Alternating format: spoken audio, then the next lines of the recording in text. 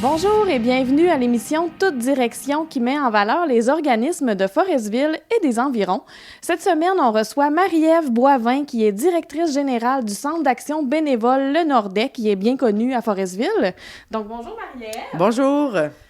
Donc on va commencer par savoir que ça fait combien de temps toi que tu travailles pour Le Nordais? Moi, là, ça fait 5 ans que je suis pour le Nordais. J'ai commencé en tant que travailleur de milieu. J'ai travaillé également au poste de maintien à domicile. Et ça fait 2 ans là, que je suis ici là, au poste de directrice générale. Parfait. Et au Nordais, il y a combien d'employés là, en tout? Au Nordais, là, c'est environ 10 employés là, qui travaillent dans les différents services du Nordais. OK. Et toi, à titre de directrice générale, c'est quoi ton rôle? Bien, évidemment, c'est de superviser tout ce beau monde-là, les employés, s'assurer là, que chacune soit à leur poste et livre les services qui sont offerts. Je dis chacune parce qu'on est une équipe là, qui est entièrement féminine. On n'a pas d'hommes avec nous. Donc, je travaille aussi là, aux subventions, là, m'assurer au niveau budgétaire que les comptes sont respectés et tout ça. Là. Ça fait partie de la tâche également. OK, donc tu as beaucoup de chapeaux à porter. Oui, il y a beaucoup de représentations aussi qui doivent être faites là, au sein là, de la Côte-Nord et de la Haute-Côte-Nord. On siège sur différents CA, on est dans différentes tables régionales pour s'assurer d'être à l'affût des différentes informations qui circulent également et être en mesure d'offrir des bons services. Oui. Parler aux médias aussi fait partie de tes tâches. Oui. Donc, le Nordais, quand même, vous êtes assez connu à Forestville. Si tu peux peut-être nous faire un petit historique, là, depuis quand ça a commencé, le Nordais, puis est-ce que la mission a évolué au fil des ans? Le Nordais est en service depuis 1983, officiellement, là, avec les lettres patentes et formé d'un CA à même la bâtisse qui est ici. Okay. Oui, je dirais que les services ont évolué. Il y a des choses qui se sont ajoutées avec les années là, qui font que le Nordais a pris de l'ampleur et a augmenté son offre de services. OK. Et votre mission en tant que telle, est-ce que excusez-moi, est-ce que vous vous adressez... Voyons, je ne serai pas capable de dire ce mot-là. Est-ce que vous vous adressez seulement aux aînés ou vous avez d'autres clientèles aussi? Oui, il y a d'autres clientèles qui sont desservies là, au sein du Nordais. La mission globale, la mission du Centre d'action bénévole Le Nordais, c'est assurément de promouvoir l'action bénévole dans le secteur de la Haute-Côte-Nord, principalement entre Colombier et Longue-Rive. On répond aussi à des besoins qui ne sont pas couverts au niveau là, des différents services, au niveau du réseau. Donc, on a différents services, différentes clientèles. On a les personnes âgées qui est en majorité, qui est notre plus grande clientèle, mais on travaille en collaboration avec des gens en santé mentale, des familles. Il y a quand même une bonne panoplie de clientèle qui peuvent avoir accès à nos services. Oui. Donc, tu parlais tantôt de l'action bénévole. Pour donner ces services-là à la population, vous avez besoin de bénévoles parce que vous êtes quand même un nombre d'employés, mais ça demande plus sur le terrain. Est-ce que tu sais le nombre de bénévoles que vous avez? Grosso modo, là, on varie entre 150 et 175, là, dépendamment des années. Les 2 dernières années, avec la pandémie, c'est sûr que ça n'a pas été facile. On a perdu certains bénévoles parce que une grande chance pour nous, les personnes de 60 ans et plus, ben ils ont du temps à donner, souvent sont à la retraite, donc ça fait partie d'une bonne gamme de nos bénévoles, ce qui fait qu'en temps de pandémie, ben ils ont été un petit peu moins actifs. Oui. Mais par contre, on a quand même, la population s'est mobilisée pour continuer à donner les services et venir nous aider au niveau du bénévolat. Mais en général, là, c'est entre 150 et 175 bénévoles qui gravitent autour des différents services. Et justement, c'est quoi ces bénévoles-là peuvent faire? Ils peuvent participer pas mal à tous les services que vous donnez?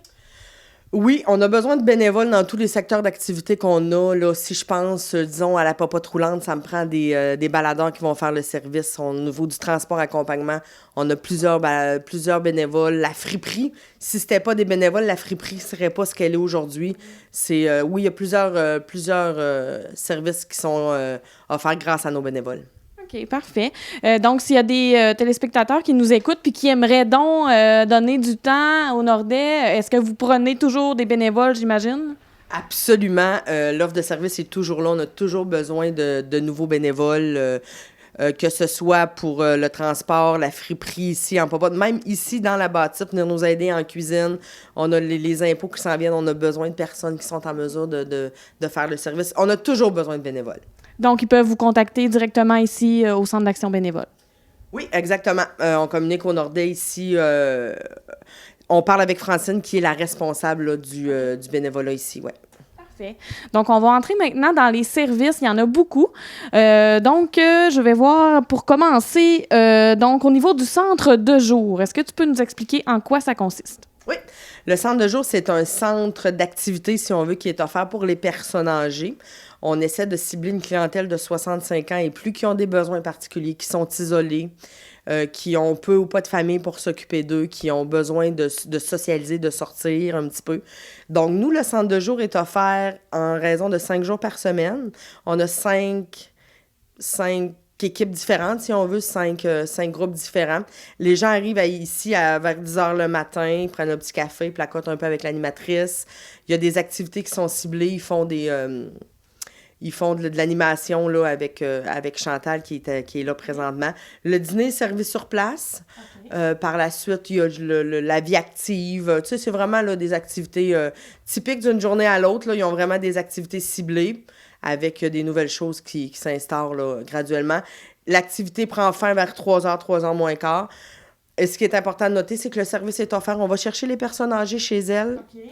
On les amène ici au centre, puis à 3 heures, on les retourne à la maison. Ça, c'est des bénévoles qui vont chercher, qui ramènent les personnes âgées chez eux. Ouais.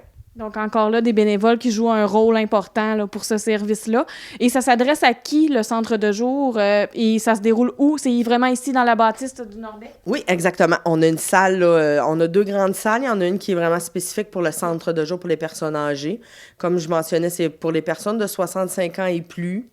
Il faut que la personne soit autonome, peut-être en légère perte d'autonomie, mais c'est pour cette clientèle-là. Parfait.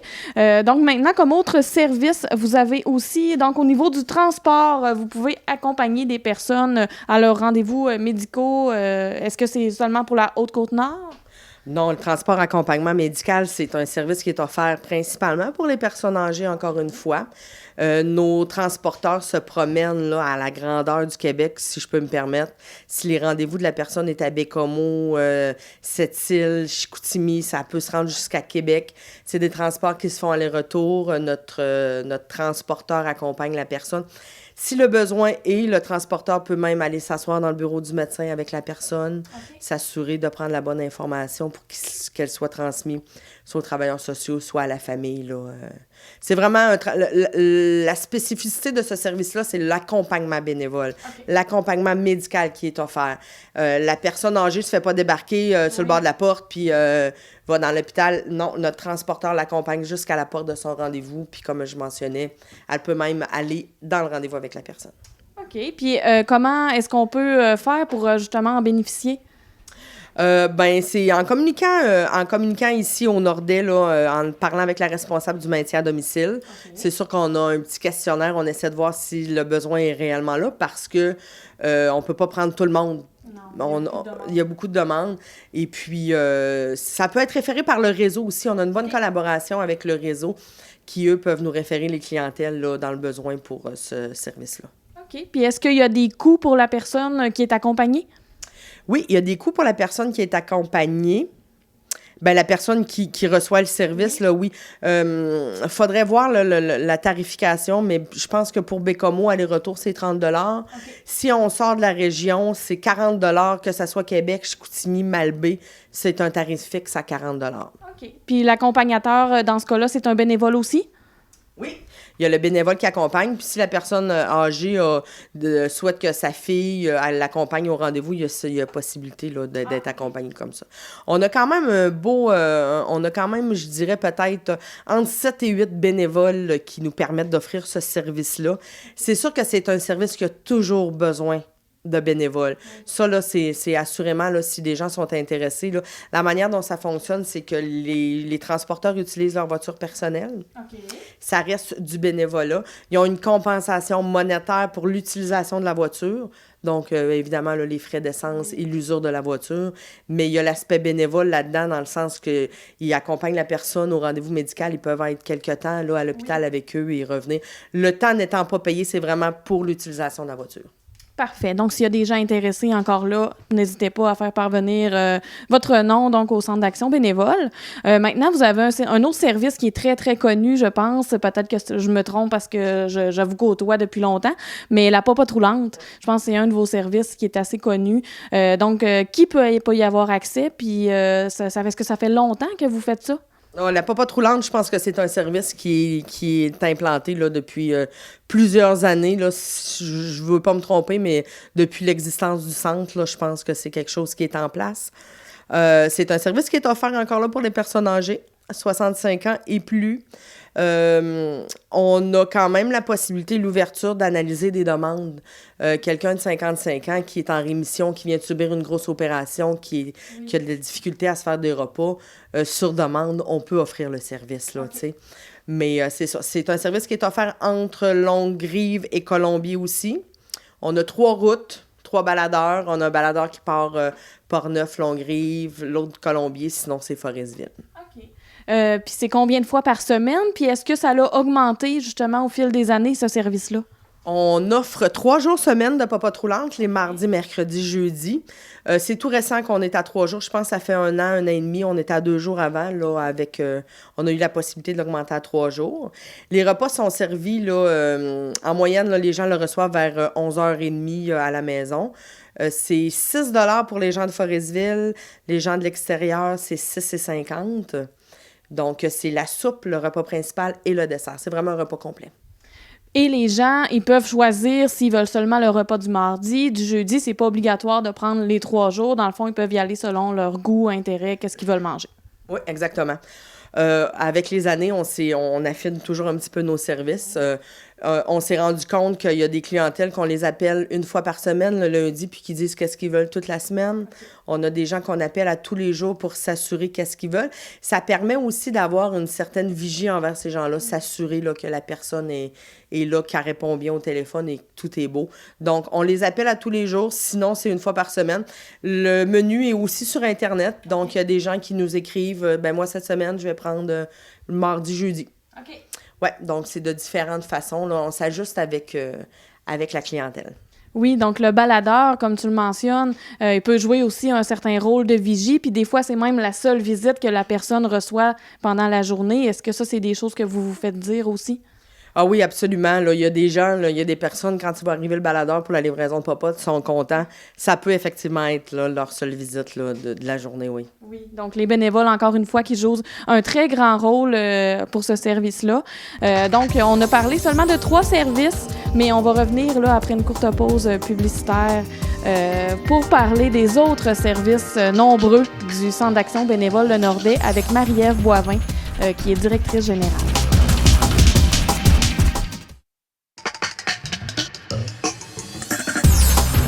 Donc, nous sommes de retour après une courte pause publicitaire avec Marie-Ève Boivin, directrice générale du Centre d'action bénévole Le Nordais de Forestville. Donc, on a terminé en parlant de la popote roulante, mais au niveau de l'aide alimentaire, vous avez également là, un nouveau service de frigo communautaire. Est-ce que tu peux nous expliquer comment ça fonctionne? Oui, le frigo communautaire, c'est le dernier service en liste là, qui est offert par le Centre d'action bénévole Le Nordais. C'est un frigo qui est accessible pour tout le monde. Il est situé à la friperie au 15 2e Avenue. Les gens se rendent là, prennent ce qu'ils ont de besoin là, pour les nourrir, là, pour leur aider au niveau alimentaire. Nous, dans le fond, on travaille en collaboration avec les commerces locaux, principalement Provigo, qui nous donnent là, les denrées qui sont non vendus ou qui sont à être périmés là, en quelques sous peu. Oui. C'est des dons qu'ils nous font. Il n'y a pas juste Provigo, en fait. Là, on a eu des dons aussi la boulangerie Le Petit Four qui nous ont donné du pain. On a une collaboration aussi avec couche-tard qui nous donnent du lait à l'occasion là, quand c'est pour être périmé. On a Accept également, Marché Tradition, je m'excuse, qui nous font des dons. C'est toutes des choses qu'on reçoit. Nous, on fait l'inventaire de tout ça et puis on va porter ça là, au frigo communautaire. Tout récemment, on a annoncé également là, que les gens sont invités à venir porter des denrées également. Là. Des gens qui cuisinent, qui veulent faire des dons, ils peuvent aller le porter directement là-bas. Puis nous, ben, on met ça à la disposition des gens dans le besoin. Parfait. Donc, c'est un accès assez libre quand même. Donc, c'est sur les heures d'ouverture de la friperie? Oui, c'est ça. C'est du lundi au vendredi entre midi et 16h. Nous, ici à Forestville, c'est l'option qu'on a retenue là, de le mettre à la friperie. Des fois, c'est offert différemment dans différents villages, là, dépendamment de qu'est-ce qui est choisi, mais chez nous, c'est comme ça. OK. Puis donc, il n'y a pas besoin de passer un questionnaire, tout ça. Une personne qui gagne 100 000 par année, mais qui a une période très difficile, puis il veut nourrir ses enfants, donc il n'y a pas de problème, il peut y aller. Là. Effectivement, ça, c'est le frigo communautaire, c'est vraiment accessible à tout le monde, sans regard qui va, quels besoins qu'ils ont, là, c'est vraiment pour tous. Par contre, on a également les dépannages alimentaires qui sont offerts ici au Nordais, mais ça, c'est sur rendez-vous, puis on analyse un petit peu les demandes, parce que malheureusement, les budgets ne nous permettent pas d'en offrir à tout le monde, donc on doit faire une certaine analyse des gens qui font des demandes pour les dépannages alimentaires. Oui, puis justement, on parle d'aide alimentaire. Ça fait 2 ans là, qu'on est en période de pandémie. Est-ce que pour le Centre d'action bénévole Le Nordais, ça a eu un impact au niveau des demandes pour l'aide alimentaire? Ah oui, je l'affirme assurément. On a eu une augmentation des demandes de dépannage alimentaire. La friperie, le frigo communautaire également, mais comme il est en place, ça fait seulement 1 an, là, c'est difficile de se référer. Mais pour ce qui est des dépannages alimentaires, là, on a augmenté là, à l'interne le budget qui était attitré là, pour les dépannages alimentaires parce que la demande, elle est réellement là. Oui, puis est-ce que vous avez vu un nouveau type de clientèle peut-être que vous n'aviez pas avant? Oui, effectivement, là, surtout ces derniers mois, là, les chômeurs, les gens qui sont en attente d'assurance-emploi, là, je pense qu'il y a eu des problématiques. Là.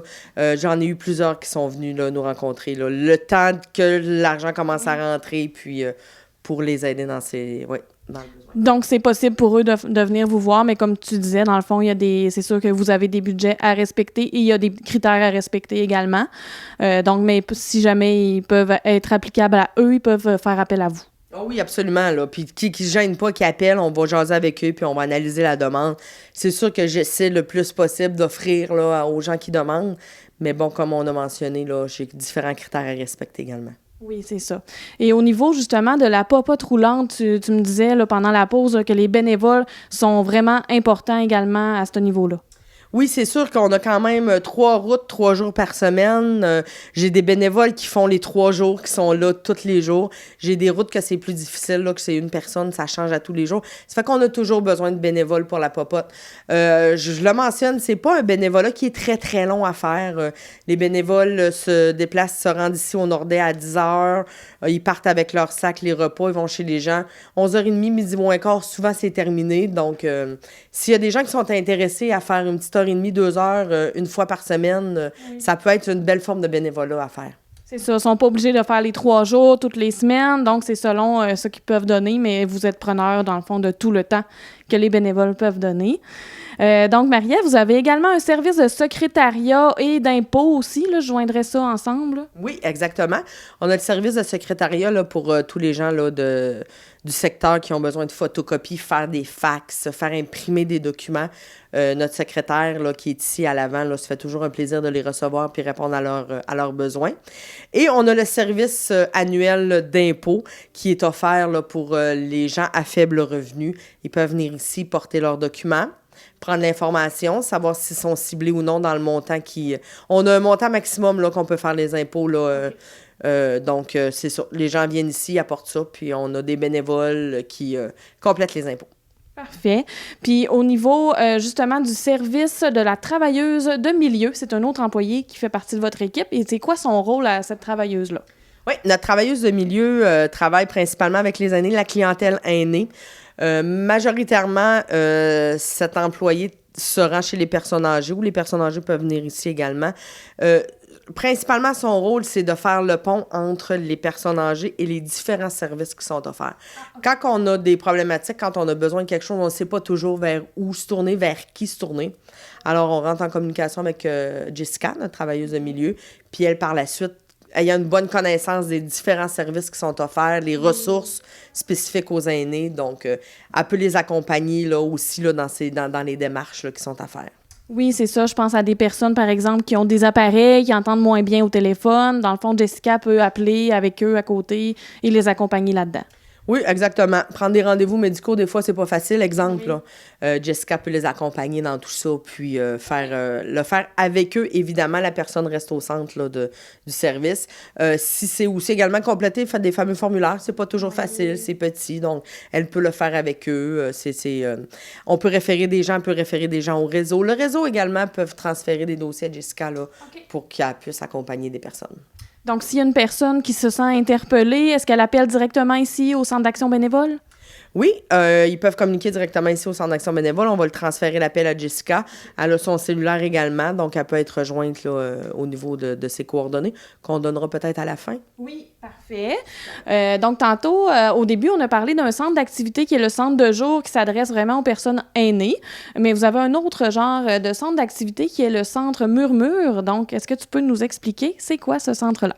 Oui, le centre de jour, le Murmure, c'est un centre de jour c'est le même type de centre de jour que pour les aînés. Donc, c'est offert de 10h à 15h. Les gens viennent ici, viennent dîner. Mais c'est pour la clientèle qui ont eu des problématiques en santé mentale. Ah, OK. Ouais. Donc, ces personnes-là sont accueillies ici. Ils ont des activités spécialement pour eux. Donc, ils passent la journée, ils dînent. Est-ce que vous allez les chercher également? Oui, le transport est également offert. On va les chercher, on les ramène en fin de journée. Ils ont leur repas ici. Ils font des activités. Des fois, des sorties aussi. Même le centre de jour pour personnes âgées, ils ont des belles sorties. Ils ont des activités très intéressantes. Oui, c'est ça. Donc, s'il y a des gens qui veulent s'inscrire, ben encore là, on donnera les coordonnées pour appeler ici directement au centre d'action. Est-ce qu'il y a d'autres services dont on n'a pas fait part? Il y a assurément la friperie. Oui. Hein, la friperie qui est le magasin là, qui vestimentaire. On a des meubles également, des articles de bébé, des vêtements de bébé. C'est un magasin qui est quand même bien connu là, à Forestville. On a une bonne clientèle, plusieurs personnes qui vont là. On a aussi beaucoup de dons. Je remercie les gens d'offrir là, à la friperie là, le surplus des choses qu'ils n'utilisent plus. Dans le fond, on leur donne une deuxième vie. Hein. Ça fait partie un petit peu de la récupération là, qui est demandé. Là. Donc, c'est ça. C'est ouvert de midi à 16h au 15 2e Avenue. Beaucoup de gens vont là. C'est des choses à moindre coût. Là. C'est vraiment pas cher réutilisé. Donc, c'est un beau magasin. Et encore là, vous avez besoin de bénévoles justement pour assurer le service. Et pour les gens qui veulent donner, est-ce qu'ils doivent rentrer dans la friperie? Vous avez des bacs? Oui, à l'extérieur de la friperie, là, il y a 2 gros bacs, un bleu, un rouge. Les gens peuvent donner les vêtements dans ces bacs-là. Quand c'est des meubles ou des choses comme ça, c'est plus délicat. Idéalement, d'y aller sur les heures d'ouverture de la friperie. Sinon, des fois, il y en a qui les laissent à l'extérieur, puis on s'assure de rentrer ça à l'intérieur. On a beaucoup de bénévoles qui travaillent à la friperie. C'est ce qui fait qu'on a un si beau magasin, qu'on a une belle réputation également. On est bien fiers de notre magasin. Là. Il est connu là, à la grandeur de la Haute-Côte-Nord, je dirais même de la Côte-Nord. Les gens arrêtent là, pour venir magasiner chez nous. Ouais, on est bien contents. Ah, c'est le fun. C'est le fun d'avoir des services qui sont appréciés, puis justement de vous faire connaître là, de plus en plus au fil des années. Puis là, on a parlé de beaucoup, beaucoup de services, mais est-ce que le Nordais a d'autres projets dans ses cartons qui s'en viennent? C'est sûr que là, avec la pandémie, on a travaillé spécifiquement à maintenir les services puis à s'ajuster un petit peu aux différentes demandes qui ont été faites. Dans un avenir rapproché, oui, on aimerait peut-être augmenter les jours de popote, essayer d'offrir 4 jours. Est-ce qu'un jour, on se rendra à 5? Dans le meilleur des mondes, ça serait quelque chose d'intéressant. Mais on est toujours actif à la recherche de projets, puis on travaille là, pour développer là, du mieux là, le CAB. Oui, vous avez beaucoup de potentiel de développement. Et là, maintenant, peut-être qu'on pourrait justement donner les coordonnées. Donc, pour ceux qui veulent devenir bénévoles, ceux qui veulent faire affaire avec le Centre d'action bénévole pour recevoir des services, donc à quel numéro ils peuvent vous joindre? Oui, ils peuvent appeler au 418-587-4226. La réceptionniste, là, notre secrétaire, là, va prendre l'appel et puis elle va diriger là, les gens au bon service là, pour s'assurer du suivi, là, que ça soit fait dans les plus brefs délais. Parfait. Et pour terminer, Marie-Ève, pour en savoir un petit peu plus sur toi, il y a quand même beaucoup de gens à Forestville qui te connaissent, mais donc tu es vraiment une Foresvilloise, là. Tu es native d'ici. Oui, je suis native d'ici. J'ai quitté le temps de mes études là, à l'extérieur et puis on est revenu là, avec les enfants. On a décidé de revenir élever nos enfants ici, là, dans notre belle région, notre belle municipalité, pour leur donner une qualité de vie qui nous ressemblait. Oui, puis c'est dans quel domaine, justement, que tu as fait tes études? Moi, j'ai fait une technique en éducation spécialisée à Rimouski. Okay. Et puis, j'ai poursuivi par la suite avec un bac en enseignement en adaptation scolaire à Montréal. OK. Puis donc, c'est quoi qui t'a amené vers le communautaire? Bien, quand on est arrivé à Forestville, j'étais enceinte, j'ai eu le bébé, donc j'étais en congé de maternité. C'était plus difficile un petit peu là, de faire du remplacement à l'école. Il y a le poste qui s'est affiché ici en tant que travailleur de milieu. Ça m'a interpellée, donc de fil en aiguille, là, j'en suis devenue la directrice là, du CAB. Bien, on est bien content de t'avoir reçu aujourd'hui, d'avoir fait justement le tour des services du Centre d'action, mais j'invite les gens vraiment à vous appeler puis à vous joindre, puis même aller voir votre site web pour en savoir plus, parce qu'on aurait pu faire une émission d'1 heure si on aurait voulu. Donc, merci beaucoup, Marie-Ève. C'était vraiment intéressant. Bien, ça fait plaisir. Merci à vous d'être venu faire un tour chez nous. Et vous, chers téléspectateurs, donc je vous dis à la semaine prochaine avec notre prochain invité qui va être Kim Bouchard, donc du Centre de prévention du suicide de la Côte-Nord.